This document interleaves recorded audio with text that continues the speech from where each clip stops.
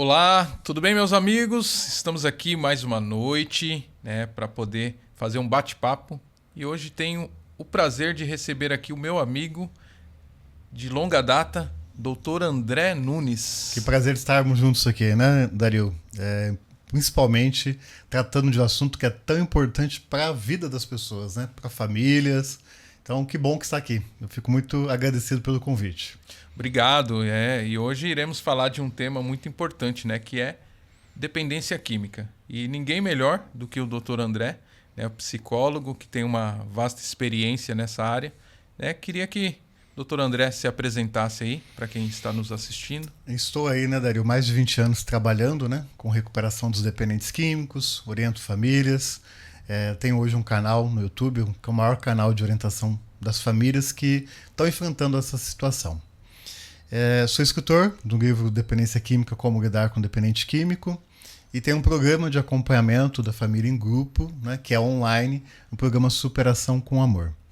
E claro, hoje a facilidade das redes sociais e a comunicação que a gente consegue também atender, eu oriento hoje famílias e atendo também dependentes do Brasil e fora do Brasil, hoje com essa facilidade que a gente tem do online.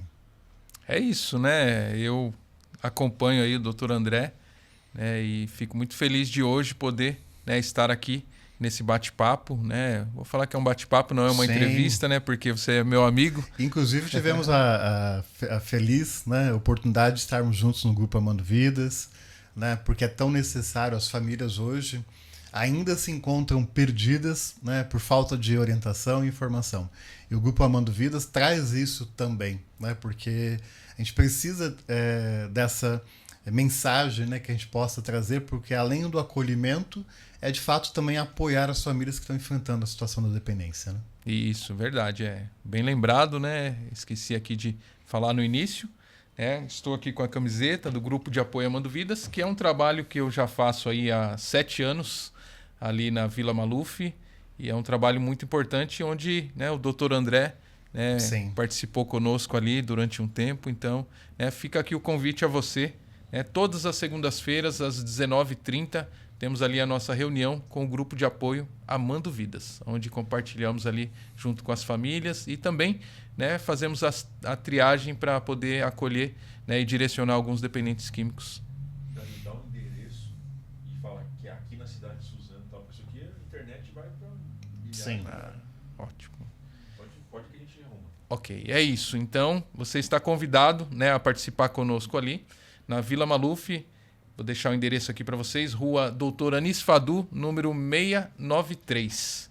Ali próximo ao Atacadão de Suzano, muito fácil de chegar, tá bom? Aqui na cidade de Suzano. Você é o nosso convidado, ok? Doutor André, vamos lá, né? Esse bate-papo aqui, queria te fazer algumas perguntas. Sim. Espero que você possa, né, ajudar a esclarecer aí aqueles que estão nos assistindo. Então, queria saber quais os maiores desafios que uma família enfrenta quando descobre a dependência química dentro da sua casa. Primeiro, parece que a família vive como se fosse a perca do chão dos pés, né? Porque ela sente que o mundo desaba e encontra com uma situação muito difícil, porque primeiro que ninguém quer, né, ter a notícia ou ter esse movimento de encontrar alguém, saber de alguém dentro de casa que está ali no uso de uma substância. E a família fica muito perdida nesse processo, porque primeiro está envolvida com sentimentos, né, que é tentar entender por que aquilo está acontecendo, ficam perdidos até mesmo pelo processo de negação, não querem muito encarar aquela situação, não querem encarar a realidade. E normalmente, né, quando a gente vai lá, indaga, né, o menino ou a menina do que estão fazendo, não, imagina, isso é agora, não vai acontecer mais. Tem ali um processo de realmente fugir daquilo que está acontecendo. Mas também existe uma questão de se sentir cobrada, né? A família sempre tem um papel ali, principalmente as mães, mulheres, né? Daquele papel de se sentir culpada por aquilo que está acontecendo. E isso dificulta, porque gasta-se um certo tempo nesse processo até de negação. Inclusive, existe um estudo da Unifesp, a Universidade Federal aqui de São Paulo, que ela fez o levantamento das famílias, o LENAD Família. E com o trabalho dessas famílias, constatou que demora em média de 2 a 3 anos a busca de tratamento das famílias para um ente querido. Então existe ali uma demora, às vezes, até de se encarar isso, né, como um problema. Fica muito nesse mecanismo, às vezes, de achar que, por exemplo, vai passar naturalmente, que é só uma fase da adolescência, e um pouco dessa negação, porque é constatar que um problema está acontecendo dentro de casa. Então isso dificulta muito, às vezes, a família a começar uma direção, a ter, de fato, uma busca de orientação, né, que ajuda muito nos passos que vai dar com uma pessoa que vai se tornar ou já é dependente química, né? Então a maior, né, dificuldade hoje é a família, essa falta de conhecimento, né? Sim. Porque para ela não que seja algo novo, né? Que a maioria das pessoas vê que a droga hoje está espalhada, mas ela não tem aquele conhecimento de causa. E aí o que seria necessário para que a família pudesse intervir, né, o quanto antes, né? Porque, como o senhor disse, de 2 a 3 anos, então aí pode ser que a dependência química já esteja instalada ali. E né? é um tempo altíssimo, porque quando a gente pensa na questão da dependência, o uso de qualquer droga, de qualquer substância, é um uso progressivo. Naturalmente, por ser algo esporádico, recreativo, existe um fator também, inclusive da pessoa ter ou não uma predisposição. Então, aquelas pessoas que são predispostas à dependência química, nós estamos falando aí de quase 20% da população, ela pode desencadear, por exemplo, um nível de compulsão e evolução da dependência muito rápido. Mas existe um grupo de pessoas que não desenvolve isso naturalmente de imediato e a família fica meio que fugindo disso porque é comum uma pessoa que está fazendo uso de uma substância ela se isolar-se, ela não querer de alguma forma ser confrontada, a família não consegue ter um diálogo, porque a família que naturalmente, né, Dario, o que acontece? Nenhuma família está preparada, né? Nenhum pai, nenhuma mãe, nenhuma esposa, a gente pode ver, tem qualquer tipo de preparação ou noção de que deveria lidar com uma dependência ou com o uso de substância de alguém. Até mesmo a gente tem os casos de álcool com tantos anos já que ocorre, uma droga lícita, né? Porque é uma droga lícita, e ainda a gente sabe das dificuldades da família. As outras substâncias é algo extremamente novo, né? E mesmo que isso seja a família tendo ciência, ela não consegue, às vezes, agir por falta desse conhecimento e nessa negação de uma forma mais ativa. Então precisa realmente buscar conhecimento, ter orientação, porque elas ficam muito, eu falo, né, são mais de 24 anos, eu ouço perguntas hoje, dúvidas de hoje, que há 24 anos atrás eu ouvia. Né, quando eu estava lá trabalhando na clínica, quando estava lá recebendo a família na hora da internação, e a gente fala, nós estamos num mundo avançado de informações, mas ainda carente de esclarecer ali algo que a família está vivendo hoje. É algo muito sério, né? E pode comprometer uma família inteira, né? Me corrija se eu estiver errado, Sim. mas aonde tem ali, né, um dependente químico, normalmente ele afeta ali 10 pessoas à sua volta, Exato. É isso mesmo? Se a gente pensar que afeta mãe, pai, irmãos, amigos, mulher, companheiro de trabalho, escola, então um comportamento de uma pessoa que está inadequado pela dependência vai afetar quem está em volta. Então, inclusive, vai adoecer essa família, vai adoecer os membros, porque meio que todo mundo começa a viver meio que em torno do dependente e, claro, pelos problemas que acaba causando também, né? É verdade. E a gente sempre coloca muito isso nas reuniões, né, no grupo de apoio. A gente orienta as mães, principalmente mãe, né, porque a mãe sempre tem o coração mole, né? E a gente usa lá nas reuniões a pazinha de cimento, né? Sim. Colocar um pouquinho de pazinha de cimento no coração ali, endurecer um pouquinho, né?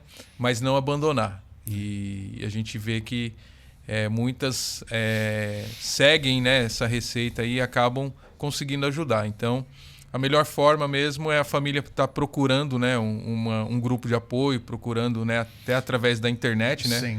O doutor tem cursos aí, né, de grupo de apoio online. Eu né? costumo dizer, né, Dario, que a família precisa estar preparada. Então ela precisa aprender, ela precisa praticar, ela vai precisar persistir. E às vezes, como você mesmo citou, né? A relação, por exemplo, maior são com as mães, né? Que já estão ali vivendo, que naturalmente uma mãe quer proteger, ela quer defender seus filhos, ela quer cuidar, né? Só que no caso da dependência, isso se torna algo que prejudica a relação com o dependente porque ele manipula, né? Sim. O dependente ele é conhecido por gerar um comportamento de mentira compulsiva, conta diversas histórias e claro que com o uso da substância isso se torna só para continuar nesse comportamento. E a mãe, né, a esposa também, existe muitos casos, elas também têm uma cobrança gigante, né? Como é que eu vou fazer menos? Como eu não vou cuidar? Como eu não vou fazer isso? E na verdade não é deixar de cuidar. Eu costumo dizer que é não carregar no colo. Sim. Então, né, a gente fala muito sobre o desligamento emocional, que é essa pazinha de cimento no coração, né? No sentido de que eu permito que o outro viva, assuma as suas consequências de escolhas, continuo amando, mas eu não continuo dando condições para a pessoa fazer aquilo que é indevido. Isso é uma forma da família conseguir ajudar. Não é dar as costas, não significa egoísmo, não significa que seja algo ruim da família. E sim, mudar as atitudes para ajudar o dependente a ser independente, ter autonomia. Porque no fundo, a família quer que o dependente seja responsável. Ele Sim. tenha compromisso com a vida, que ele assuma uma vida normal, né? Imagina uma família que possa chegar em casa e não ter uma panela elétrica furtada, Sim. não tem uma TV que carregou, né? Não pode chegar em casa e deixar uma bolsa no lugar, porque se esquece, daqui 5 minutos some o dinheiro, some o celular da família. Então, a família deseja ter isso de uma forma diferente, normal, né? O filho, uma filha assumindo família. Só que, por um lado, existe essa dificuldade de cuidar dessa relação, né? Como você falou, a gente está comentando aqui desse afetar as pessoas em volta. Sim, é um tema bem, né, bem amplo e tem várias questões, né, envolvendo, né, a questão da dependência química. Ela é uma coisa que hoje não escolhe classe social, então extremamente democrática, né? Eu falo que ela é democrática em todos os sentidos, né, Dario? Exato. Atinge todos os níveis, todas as pessoas, né? Mas é isso. Obrigado, né? Vamos aqui partir para a segunda pergunta, que é, né, ainda na questão da família, né? O que a família precisa para poder ajudar o dependente químico. Acabamos, né, falando um pouquinho sobre isso, mas se quiser conhecimento, mais, então é uma ação muito importante, porque nós temos ainda muitas fantasias, muitas informações distorcidas sobre dependência química. Nós temos um julgamento social, um rótulo ainda muito discriminatório, muito preconceituoso. As pessoas ainda acham e acreditam que uma pessoa dependente química é alguém sem vergonha, vagabundo, que tem defeito de caráter, que é uma pessoa ruim, e na verdade ela está sofrendo de uma doença, né?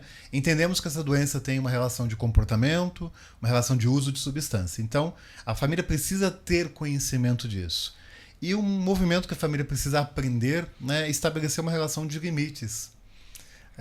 Os familiares amam até demais, fazem até demais, resolvem problemas, as dificuldades que o próprio dependente busca para a vida, só que precisa estabelecer uma relação de limite. E isso vai ajudar o dependente. Então, o que eu acabei de dizer agora há pouco, mesmo que seja parecer fazer menos, isso significa que eu estou ajudando o outro, né? E o dependente ele usa a manipulação para culpar a família, para desviar a própria responsabilidade, colocando nos outros, né? Então a família precisa se preparar.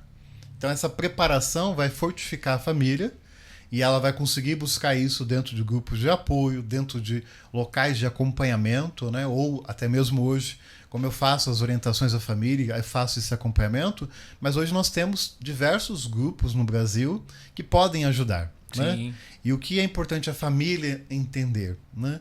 E enquanto a gente também ficar preso pela vergonha, né, achar que o nosso vizinho não tem um problema, ou, por exemplo, em casa, nossa família, os outros parentes vão achar ruim, nós estamos, infelizmente, alimentando a doença, né, alimentando algo que se torna pior. Por isso que a gente fala, é uma doença progressiva. Então a família precisa ter conhecimento, estabelecer limites e quebrar essa barreira da vergonha, porque, infelizmente, nós vamos cada vez mais conhecer pessoas próximas de nós tendo problema com a dependência. Isso é uma realidade que vai ser ainda dura por muitos anos, né, na nossa vida. Não, ótimo. Isso. E dentro disso, da família, né, tomar essa posição, né, de ser firme, o que ela teria que falar para o dependente químico, né? Vou citar aqui um caso, na segunda-feira mesmo. Sim. A mãe, ela compartilhou conosco lá que o filho dela hoje não dorme dentro de casa. Porque ela falou, ó, se você continuar, você não vai dormir mais aqui dentro. E ele dorme do lado de fora. Sim. Então, ela estipulou um limite para ele. Falou, ó, se você continuar, você não vai entrar mais dentro de casa. E às vezes... Até que ponto, né? Às vezes, né? Quem ouve essa história que você está contando agora e vai falar que essa mãe não tem coração. Né? Primeiro que nós precisamos pensar numa coisa, Dario. A sociedade gosta das pessoas sofrerem. Interessante isso, né? Aquela mãe que sofre, aquela mãe que não larga o filho, que vai no pronto-socorro, que vai na cadeia, que resgata, né, no lugar de ponto de venda da droga, essa mãe que chora, essa mãe que fica desesperado, a sociedade meio que valoriza isso, valoriza essa ação. Isso é um sofrimento, né? Um amor de mãe, com certeza, é um amor incondicional, né? Com certeza a mãe não vai medir o amor pelo seu filho, mas ela precisa estabelecer limites. Então, por exemplo, essa mãe que você trouxe o exemplo, é uma mãe que está dizendo, meu filho, desta forma, se você continuar dessa maneira, não tem como você entrar na nossa casa. Não tem como eu poder receber você, porque isso se torna inviável. Essa mãe não tem coração? Não. Pelo contrário, ela está começando a mostrar para esse filho que ele já ultrapassou todos os limites. Sim. Ele já ultrapassou todas as barreiras de respeito, né? Que a própria dependência faz isso. A própria dependência tirar a dignidade da pessoa. Então, ela está aprendendo que ela não deixou de ser mãe, mas ela está estabelecendo uma relação onde existe um limite. Ó, eu não concordo com o que você está fazendo, eu também não sou obrigada a concordar com isso e aceitar isso dentro de casa, e eu estou te colocando. Você não mudando, essa é a minha condição. Então, no fundo, essa mãe está dizendo, você precisa escolher. Enquanto um dependente não precisa escolher entre a droga e a família, entre a droga e a sua vida, entre o uso e responsabilidade, ele vai preferir o uso da substância. Enquanto ele não está sofrendo, né, aquilo que já deveria ser a consequência pelos seus atos, ele vai continuar preferindo a substância. E a família às vezes não entende isso. Então essa mãe, com certeza o coração aperta, com certeza esse coração chora, né? Mas ela está tomando uma atitude para mostrar para esse filho que já chegou no limite. E tá mostrando para ele que é difícil continuar nessa vida. É difícil seguir por este caminho. Então, se ela continua recebendo em casa, continua tendo que se trancar dentro do quarto para ele não mexer em nada, guardar todas as coisas, sem querer, ela ainda está deixando fácil para ele. Então, às vezes na sociedade as pessoas acham que a mãe não pode tomar essa atitude, né? Outro exemplo, talvez muito comum em alguns lugares, dependentes químicos serem agressivos, violentos com seus familiares, né? Às vezes uma mãe, um pai tem que chamar a polícia para o seu próprio filho. Sim. Né? Mas ali não é porque é meu filho, porque é uma pessoa que está num comportamento violento, agressivo, e isso vai machucar alguém, e nós não deixaríamos um terceiro, alguém estranho fazer. Né? Então a gente também tem que garantir a segurança. Mas é essa batalha interna, que é uma batalha emocional, que a família também tem que aprender a fazer. Porque o dependente químico, ele cobra isso, né? Ele quer que a família suporte o máximo que puder para ele continuar na vida que está. É triste, né? Mas é uma realidade de muitas famílias, Sim, né? E essa mãe mesmo tomou essa atitude por conta de ter já perdido várias ferramentas do esposo, Sim. né? Coisas pessoais de dentro de casa, então... De pequenos furtos de dinheiro, às vezes outros objetos mais caros. Então isso vai tirando as coisas de dentro de casa, né? É uma questão que realmente, né, com dor no coração, mas precisa, né, tomar essa atitude, né? Mas, enfim. Vamos aqui, né, partir para a próxima pergunta. Agora falar um pouco aí em relação ao poder público, né? Quais são as ações, né, que o poder público pode auxiliar com a questão da dependência química? Hoje nós pensamos em políticas públicas, pensamos em forma de ajudar as famílias. Claro que o primeiro passo sempre vai ser prevenção, né? Como dizia, né, aquele ditado, é melhor prevenir do que remediar, né? Então, o prevenir, ele tem um custo, ele tem um trabalho, ele tem que ter dedicação, mas ainda assim ele serve muito, né, para as famílias, porque o remediar também custa caro. Também é algo que, assim, não só a pessoa dependente, mas toda essa família começa a ficar adoecida. Então, o poder público, né, os governos devem investir muito em prevenção. E quando a gente fala de prevenção, a gente tem que cuidar dessa criança no processo de educação, no processo social, e a gente precisa olhar em 3 pontos muito importantes, né? Então, a educação, social e saúde. Então, quando a gente fala, por exemplo, de pessoas em situações vulneráveis, né, que isso traz, claro, um fator de risco, né, para a dependência, porque às vezes as pessoas querem entender por que uma pessoa está usando uma substância. Existem vários fatores que contribuem para isso, né? Mas quando essa família também tem assistência, né, tem o apoio do poder público, ela tem uma estrutura onde ela possa ter conhecimento sobre o assunto, onde ela possa ter assistência para direcionamento quando tem uma necessidade, né? Isso vai ajudar com que a família possa estar mais segura, inclusive para tomar ações com o dependente químico. Hoje, infelizmente, nós vemos uma dificuldade gigante, né, de que a família às vezes não tem onde se agarrar para ajudar um filho, uma filha que está na dependência e nem sabe por onde começar. Então a gente tem que pensar primeiro em prevenção, e a prevenção, eu acredito muito, né, que vem ali dentro hoje, cada vez mais cedo na pré-adolescência, ali 11, 12 anos, né, se você bobear um pouquinho mais antes, uns 10, porque as crianças já estão menos inocentes cada vez mais cedo, e hoje nós temos um mundo cheio de informações e essa especulação, e claro, trabalhar também com esse vínculo familiar, né? Então, deveria ter um programa onde essa criança estivesse na escola e recebesse isso, mas uma ligação também com essa família que pudesse dar suporte. Porque senão, talvez vai cuidar depois, mais tarde, depois de 5, 6 anos mais tarde, isso já é uma outra situação, porque é remediar. Então, acho que não tem dúvida nenhuma que o primeiro passo tem que estar na prevenção. Legal. Essa prevenção, né, falando nessa questão das crianças, ontem, né, teve a formatura do PROERD, né? Correto. A Polícia Militar Inclusive, meu sobrinho participou. Que legal. E é muito importante, né, esse trabalho. Sim. Trabalhando na prevenção ali com aquela criança. E eu acredito muito, né, que o trabalho, né, que a Polícia Militar faz hoje, ele deveria ser estendido até para uma faixa etária maior. Nós temos a Guarda Municipal de Suzano também, a Guarde também tem um trabalho, né, de prevenção também. E acredito que poderia ser ampliado isso, né, para as famílias também. Acho que teria se nós que estamos pensando trabalhar aí, em conjunto, né? Hoje se foca muito, né, às vezes já no problema apresentado, o problema já surgiu, né?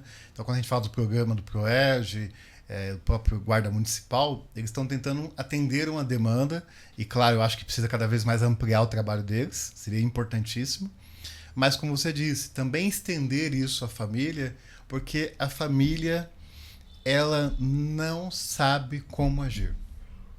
E não é porque não queira, não é porque ela às vezes não busque, ela tem dificuldade, né? E aquilo que eu disse, não está preparada para isso, né? Como não está preparada, ela se sente realmente perdida, e isso infelizmente é como se fosse alimentar um processo, né, que a doença avança e os problemas vão aumentando, porque realmente é algo que hoje está cada vez mais devastador, esse caminho da dependência. Aproveitando, queria deixar aí o convite, né? Nós temos aí, deixar o convite para vocês. Esse ano, nós estaremos trazendo o DENARC, né, que é o Departamento de Narcóticos, e dentro do DENARC tem a divisão de ensino, que é a DIP. Então, eles vão estar aqui conosco em Suzano, dias 6, 7 e 8 de agosto, né? para o 8º curso, doutor André. Isso, inclusive eu participei de um deles em 2019, 2020, Olha aí, né? então, muito bom, Mario. Bom, então quero deixar o convite, né? Dia 6, 7 e 8 de agosto, o 8º curso do DENARC vai acontecer aqui em Suzano, né? Aqui na Benjamin Constante, no centro da cidade, na Biblioteca Municipal, né? E você é o nosso convidado. Depois eu vou deixar o link, né, na descrição aí para vocês entrarem lá, divulgar.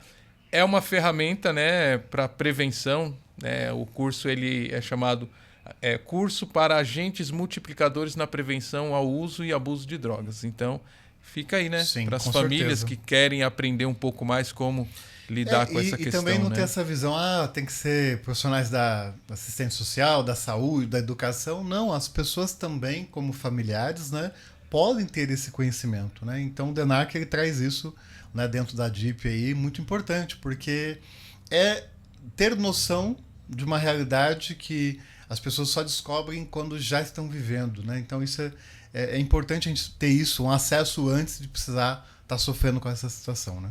Legal. Eu já fiz o curso por 9 vezes.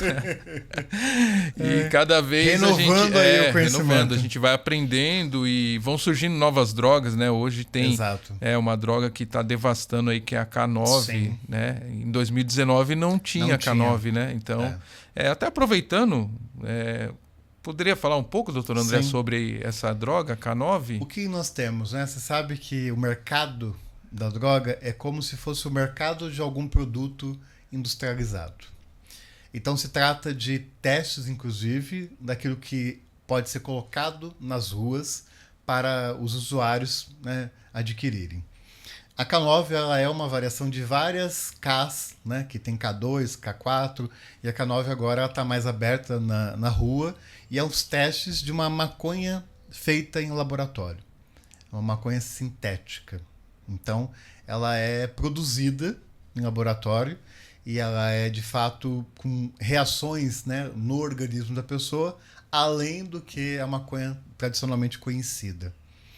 E o que vem levando isso, né, até esses testes, e no último ano está tendo muitas apreensões, muitos casos, inclusive, de internações em clínicas de recuperação. Tenho contatos com muitas famílias e também em pronto-socorros, porque é uma droga que tira a pessoa da realidade, né?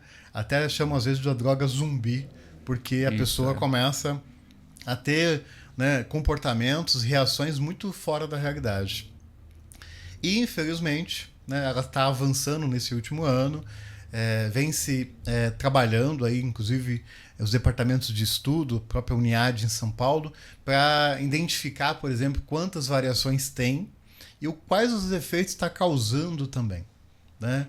Mas é como esse mercado estivesse ali se aprimorando com novas substâncias, estivesse trazendo, né, outras substâncias para poder manter o mercado ativo. Né? Então eu acho que para um futuro eles devem fazer uma certa regulagem, né, para que isso não atinja de forma mortal as pessoas, mas infelizmente ainda traz muita consequência para o usuário. A pessoa desliga, a pessoa passa mal e pode ter inclusive uma parada respiratória. Eu já tenho também atendido várias famílias, né, que têm sofrido com os filhos na dependência dessa droga, né, que Sim. infelizmente tem crescido e é assustador, né? A gente vê as reações e espero que a gente tenha uma solução, né, o quanto antes, né, para poder tentar minimizar, né, porque até o crack, né, ainda é uma das drogas, uma delas, né, que causa uma grande dependência química. Sim. E um estrago muito grande. A K9 também vem, né, para... E a própria prazer, a própria sensação, o efeito da droga, né, eles são muito imediatos. E qual é a tendência de um dependente, né? É não querer perder o efeito que a droga traz. Por isso que gera uma compulsão e gera esse excesso do consumo. E, claro, isso vai trazer consequências na parte mental, cognitiva e na parte física de uma pessoa. Né? Então, a família tem que estar atenta, né, a isso. Por isso o conhecimento que é tão importante, a polícia que está aí combatendo, os estudos que mostram, para, de fato, tentar amenizar, né, esse mercado que existe por parte do tráfico, né? De manter sempre ativo aí com novas substâncias ou testando essa substância de alguma forma para ver o quanto o público adere, né? Legal, obrigado, doutor. Vamos partir aqui para a próxima pergunta. A família, né? Normalmente aqui a gente vai falar bastante, né? Sim. Questão da família, porque é o ponto, né? Por que que as famílias, né, de uma forma geral, buscam a internação como primeira opção de ajuda ao dependente químico? É como se fosse algo já cultural. Eu tive Tá ruim, interna que resolve. Eu tive a experiência de trabalhar 13 anos dentro de clínicas, né? Eu fui coordenador de clínica e fui dono de clínica. Então, durante 13 anos, eu conhecia, lidava com o dependente no dia a dia, com a família na internação, na hora da internação, na hora da visita. E existe uma cultura, e infelizmente também espalhou, né? Se nós olharmos hoje no Brasil, a demanda de locais, né, que se dizem de locais de tratamento, assim, multiplicou. Então, claro, que aí o mercado de tratamento, o mercado de recuperação, então qual é a ideia? Se está tendo problema, né, tá impossível, tá carregando as coisas, não para de usar, não dorme, vai, de fato, né, levar para a clínica. Nem sempre deveria ser assim, né? Porque às vezes, se a gente olharmos para essa situação que parece ser extrema e ser algo assim desesperador, né? Às vezes o que precisa é ter uma mudança de postura dessa família em casa, né? Aí vem o conhecimento, a atitude, saber persistir e, em determinados momentos, sim ter uma internação. Não é algo que deveria ser um ciclo constante, né? Porque acaba assim, quando você interna a primeira vez, depois a família aprende que pode internar, e aí depois a clínica diz recai interna, e aí aquele ciclo fica se alimentando. Então tem uma cultura instalada aqui nos últimos 15 anos que eu acompanho, e isso ficou muito mais evidente, né? Claro que existem locais muito sérios, existem locais que têm estruturas, existem locais que têm demandas, mas também, junto com isso, também tem locais que oferecem desserviços, né? Maltratos e às vezes não tem condições mínimas de tratamento. Mas a família não é que ela não deva buscar uma internação. Ela deve buscar em alguns momentos até específicos, né? Mas ela precisa entender que não é o único caminho, não é a única ferramenta. A pessoa que é dependente química, e é até importante falando porque estou falando sobre a família, mas assim, o dependente químico ele tem grupos de narcóticos anônimos, extremamente voluntário, pastoral da sobriedade, celebrando recuperação, nova vida, grupos presenciais, grupos online. Existe hoje a rede pública, né, de atendimento que ainda, né, não consegue atender a tudo, mas, por exemplo, os CAPs AD. Então, existem alguns recursos que o próprio dependente e a família podem buscar. Mas, assim, é necessário sempre entender que não dá para resolver o problema distanciando somente o dependente, né, da rua, do uso da substância. A dependência química é muito mais do que só o uso da substância. Tem todo um cenário, tem toda uma situação de comportamento e de uma dinâmica familiar, que também pode ser mudada. E isso vai interferir muito de forma positiva quando essa família está preparada, está orientada. Legal. E existe, assim, uma quantidade de vezes que a família deve internar? Olha, eu já vi casos aí, já foi internado 14 vezes, 15 vezes. Como funciona isso? Existe... Pasme que recentemente uma mãe colocou que internou o filho 40 vezes. 40 vezes? Então, isso é algo fora da realidade. Então, assim, se você pensar que alguém foi internado 40 vezes, eu estou pensando que essa pessoa talvez tenha estado já há 20 anos e provavelmente desses 20 anos, 10 ela esteve internada. É muito tempo. 10 anos é muito tempo. Porque você fraciona 6 meses, 2 meses, 4 meses, 30 dias, 9 meses. Então, o que acontece? Inclusive, tem um caso que eu acompanho que, quando a família chegou para ser acompanhada comigo, no atendimento, o pai e a mãe, ele falou assim, nos últimos 17 meses, meu filho esteve internado 14. Isso é algo gravíssimo, né? Porque você está falando que você está tirando a possibilidade de viver fora de um ambiente de internação. Sim. E isso acaba prejudicando porque a pessoa precisa adquirir habilidade fora da clínica, né? Estar protegido é importante, o ambiente terapêutico, aquilo vai ajudar para a desintoxicação, mas precisa se preparar e voltar à sociedade. Como pessoa produtiva, como pessoa que precisa encarar a sua realidade, assumir as responsabilidades da vida. Então, eu costumo dizer que se for uma internação contra a vontade, né? Se a pessoa já está em condições que precisam para isso, né? Contra a vontade, no máximo umas 3 está ótimo. Sim. Porque são tempos diferentes e como uma ferramenta de recuperação, de sobriedade, a internação funciona como um passo disso. Né? Não é só a internação. Infelizmente, eu tenho que dizer para as famílias, a internação não vai curar ninguém. Né? Eu também digo, eu falo isso também nas reuniões. A pessoa entra dentro de uma clínica, Sim. sai melhorado, Sim. mas não sai modificado.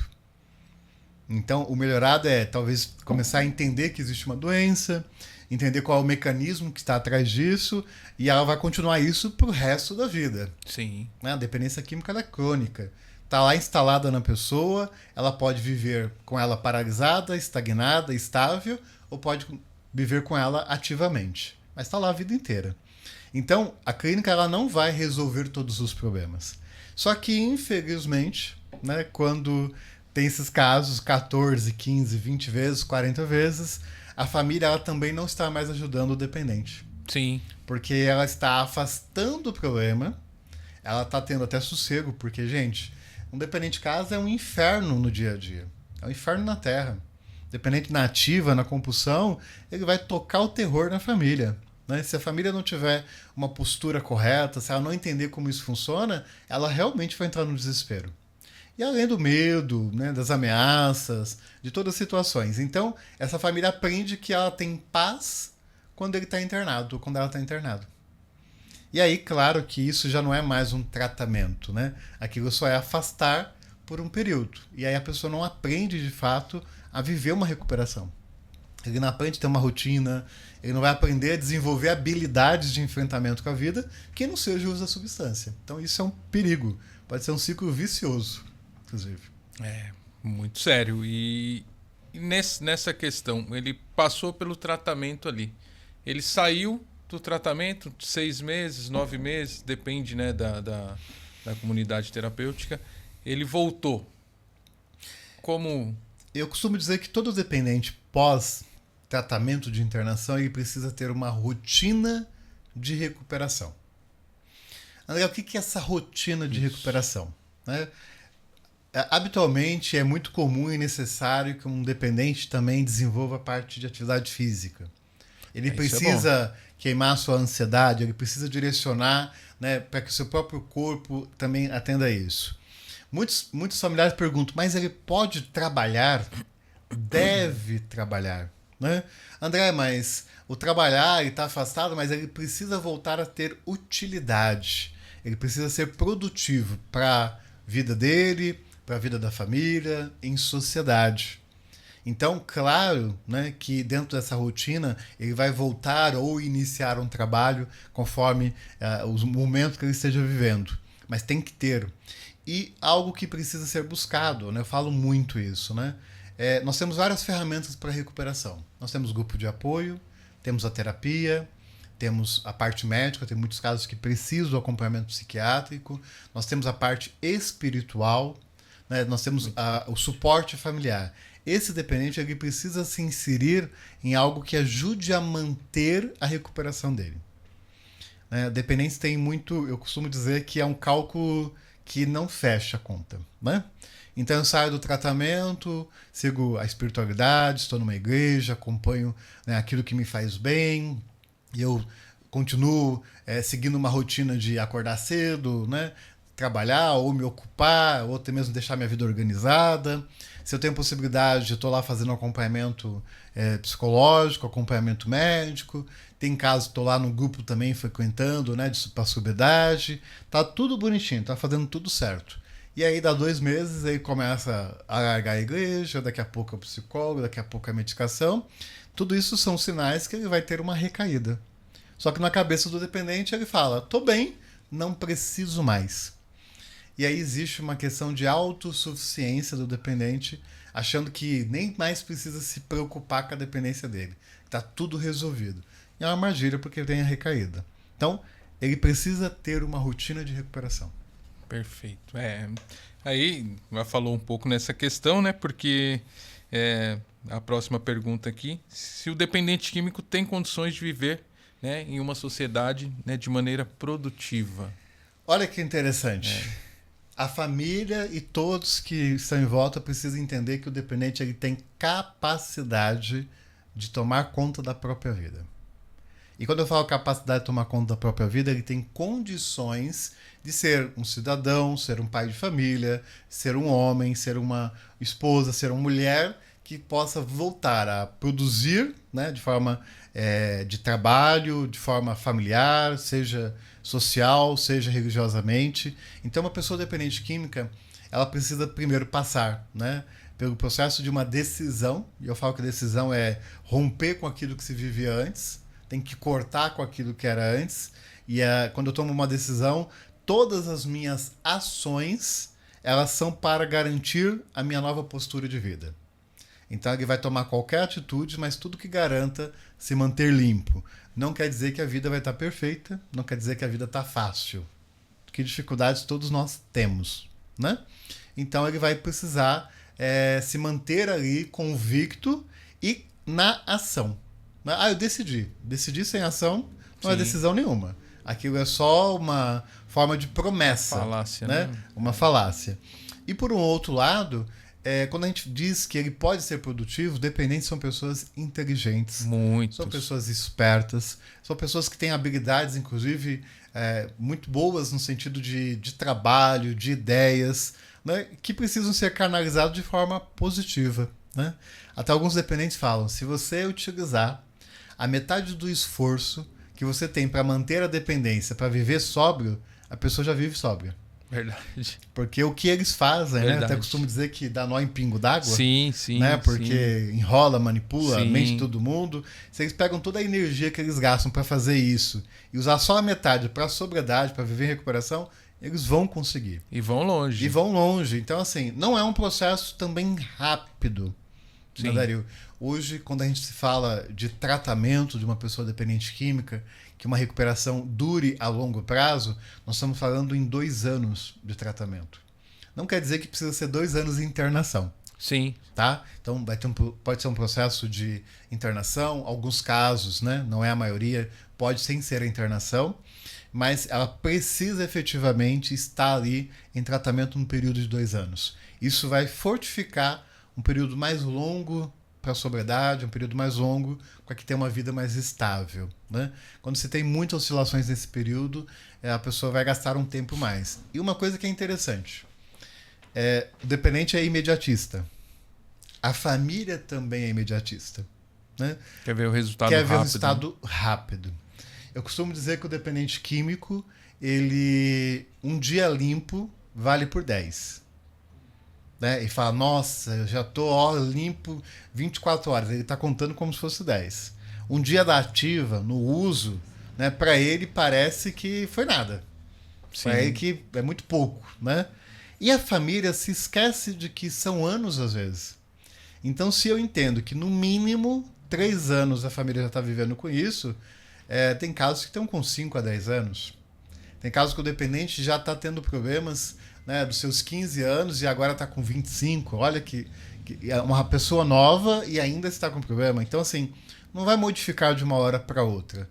Mas, se a família começa a mudar, o dependente começa a mudar hoje, com certeza daqui a um ano será um outro movimento de vida. Né? Então, tem que ter um pouco dessa persistência. Perfeito. No grupo de apoio nós atendemos, né, algumas pessoas que já passaram por esse processo de internação. Sim. E, como o doutor falou, eles hoje, né, Temos lá 2 ou 3 pessoas que já passaram por esse processo e eles utilizam as ferramentas. Sim. Trabalham, mas ainda continuam indo na reunião, vão à igreja, né? Participam do CAPES. Então, essa manutenção e, como o doutor falou, né? Esse tempo, né? De 2 anos, no mínimo, né? É importante para poder se manter sóbrio, né? O diabético ele vai cuidar da diabetes dele a vida inteira. Né? Ele vai ter um acompanhamento nesse sentido. Sim. O dependente químico ele vai ter que cuidar, né? Inclusive observar seus comportamentos, observar, por exemplo, aquilo que pode ou não provocar, né, uma recaída. Por isso que tem que estar se cuidando. Sim, perfeito. Estamos aí já caminhando para o final, o tempo passa rápido, né? Mas temos aqui mais 2 perguntinhas, Sim. Dá tempo, né, para a gente fazer aqui. E queria saber quais os caminhos, né, para levar uma mudança no quadro de dependência química no Brasil, né, e aqui, né, no município, na nossa cidade de Suzano. A gente precisa juntar as 3 forças que eu acho que é muito importante. Eu vi hoje, né, pela manhã, o noticiário, né, a gente tem um problema crônico ali, que é a Cracolândia, né? Hoje colocaram os gradios lá. Então, a gente vê que é difícil, né? Ali, por exemplo, se você for ver isso dentro do acontecimento, né, eu acho que dispersar, por exemplo, a Cracolândia, usando esse exemplo, é algo muito difícil porque você não tem como mandar embora. As pessoas vão se espalhar em diversos lugares. E para lidar isso na nossa cidade, que também temos casos, né, em todo lugar do Brasil, a gente precisaria ter uma política muito unida em 3 frentes. Né? Eu acho isso, para mim, muito claro. Tudo que envolve a parte da assistência social, a tudo aquilo que envolve o mínimo de direito e condições para um cidadão viver.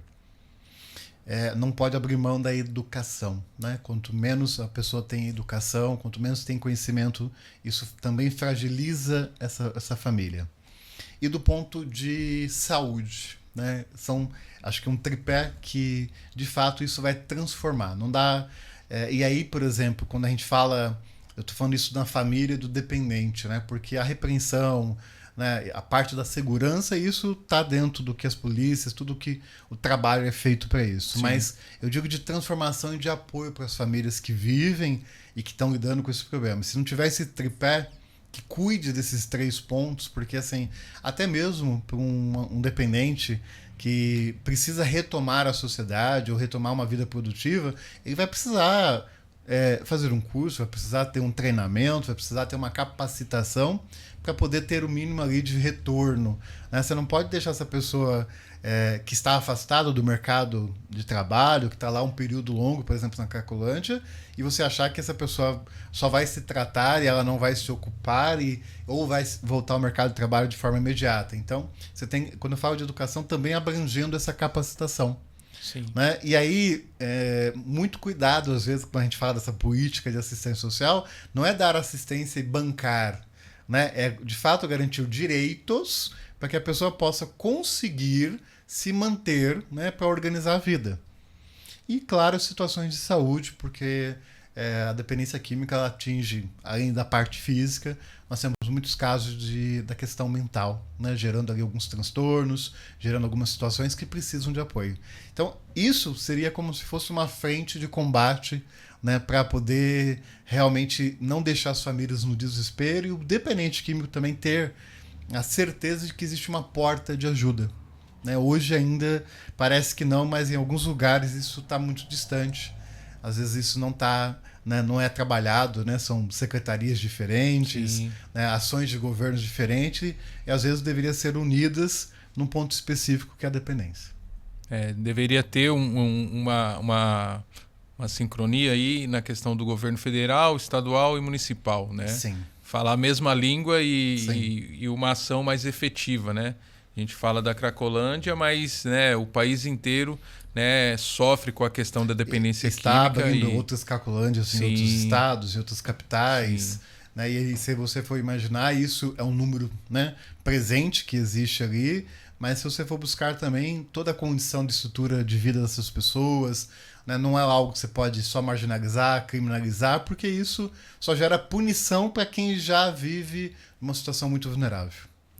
É triste, mas sim. Eu acredito que nós vamos ver ainda solucionada essa questão das drogas, né, no nosso país, porque é um problema que aflige muitas famílias. E isso é Sim. muito complicado. Estamos aqui, né? Chegando ao final. Isso aí. Né? Queria deixar a última pergunta aqui para a gente poder encerrar. E como lidar com as recaídas do dependente químico? Acaba se tornando, né, um ciclo vicioso. Né? Como lidar? Primeiro, entender que recaída se dá a partir do momento que uma pessoa dependente química está pelo menos 90 dias limpa, sem o uso de qualquer substância, e ela mudou o ciclo de vida que ela estava vivendo. Então, passado esse período, no mínimo, você se considera que ele teve uma recaída. E a recaída não é simplesmente um único uso, ou uma noite, um dia. Isso pode ser considerado como um lapso. Essa pessoa estava vindo um comportamento, ela teve um uso, não voltou a ter o comportamento anterior, não voltou àquilo que fazia anteriormente. Então tem um lapso. Sim. Infelizmente, alguns lapsos constantes vai provocar a recaída, que é a retomada completa daquele comportamento que era antes de estar limpo e parar completamente o uso. A melhor forma, né, que o dependente tem para lidar para isso é um clichê dentro do mundo da recuperação, que é evitar lugares, pessoas e situações. Se você está, né, abstinente, né, da droga, se você não quer voltar, você não pode ter lugar ir frequentar um lugar que tenha drogas. Você não pode voltar a andar ou ter contato com pessoas que de fato também estão usando ainda. Ou ter situações de estresse, situações emocionais que geram gatilhos para isso. Então, o dependente ele tem que utilizar esse caminho. A família, por um outro lado, ela deve parar de facilitar. Sim. Né? O filho sumiu, né? Ele trocou 5 celulares. A família, quando tá lá no tratamento, fica feliz e dá mais um outro celular. Né? Então, vai lá, começa a ter acesso ao dinheiro às vezes, ou a chave de um carro, ou simplesmente começa a comprar coisas, a querer ali, né, recompensar um dependente. Isso é um mecanismo de facilitação. Então a família precisa estar muito atenta a isso, porque às vezes são movimentos naturais. Sim. Eu gostaria do aniversário dele, não Sim. posso comprar um tênis? Pode, mas será que é um tênis que precisa custar um valor tão alto? Mas será que precisa ser um celular que custa muito caro? Né? Porque não é que ele não possa ser digno de confiança, mas ele precisa conquistar o próprio caminho. Então a família ela precisa compreender que ela tem que ter paciência com isso. A família costuma adiantar-se e já... São pequenas doses, né? Sim. E aí, por exemplo, para evitar recaída. André, acontece a recaída? Acabei de dizer agora há pouco aqui com a gente de que nem sempre precisa retornar a uma internação. As clínicas vendem muito, recaiu interna. Não. Às vezes eu vejo família que o dependente saiu 5 dias da clínica, recaiu e internou de novo mais 6 meses. Meu Deus. Então aquilo não deu tempo da pessoa, Sim. às vezes, né, olhar para diferente para aquilo. Então, também voltar, né, a trazer a consciência, olha, aqui as regras continuam sendo dessa forma, daqui os nossos combinados continuam sendo esses. Eu estou cumprindo meu combinado, se você não cumprir, vai ter consequências. Esse dependente vai continuar repensando se ele vai continuar ou não naquele processo. Então a família precisa ser consistente na postura dela. Legal. Obrigado, doutor André. Que bom. Obrigado aí pelas explicações e muito bom poder estar hoje aqui falando, né, desse tema, né, que atinge tantas famílias. Queria já agradecer. Estamos chegando ao final. Infelizmente, mas logo mais teremos outro programa aqui. Queria que o doutor André fizesse suas considerações finais, deixasse aí um recado, né, para aqueles que nos assistem, para as famílias que sofrem hoje com a dependência química. Né? Aproveita aí, né, divulga o seu canal e convida as pessoas a estarem. Primeiro, Dario, mais uma vez eu fico muito agradecido pelo convite, pela oportunidade. É um trabalho, né, extremamente importante. Você que está lá sempre à frente do Amando Vidas, está sempre preocupado, né, com essa necessidade social e familiar. Né? Então, obrigado mais uma vez pelo convite. Eu digo para as famílias que não desistam de aprender a fazer o que é necessário. Às vezes a gente faz muito, a família se cansa de fazer demais, mas às vezes ela faz sem instrução, sem orientação. Então não desista disso. Se você que está ouvindo aqui é um dependente químico, existe sim, né, e é verdade, que tem uma vida sem uso, tem uma vida limpa, uma vida em recuperação. Talvez você não tenha ainda feito aquilo que deveria ser feito, que é sugerido, avançado um pouco mais, porque você ainda está caindo na enganação de uma doença que é muito traiçoeira. Então não pare, né, de acreditar que existe uma possibilidade de viver em sobriedade. Para quem quiser me conhecer, né, estou nas redes sociais em todas, estou no meu canal do YouTube, André Nunes Psicólogo.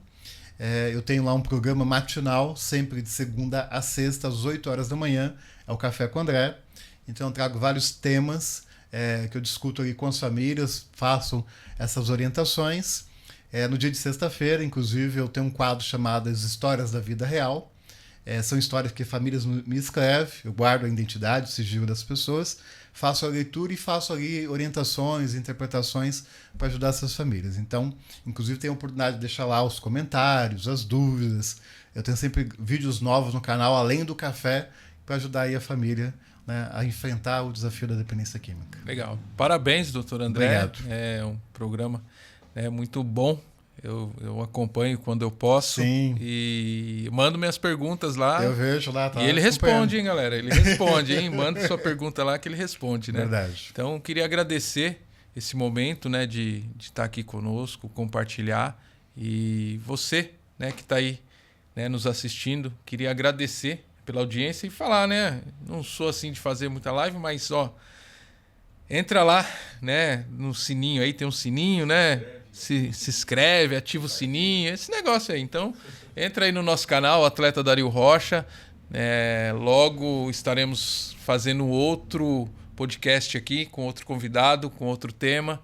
E você, né, compartilha com os amigos aí, ok? Muito obrigado a todos, e até a próxima.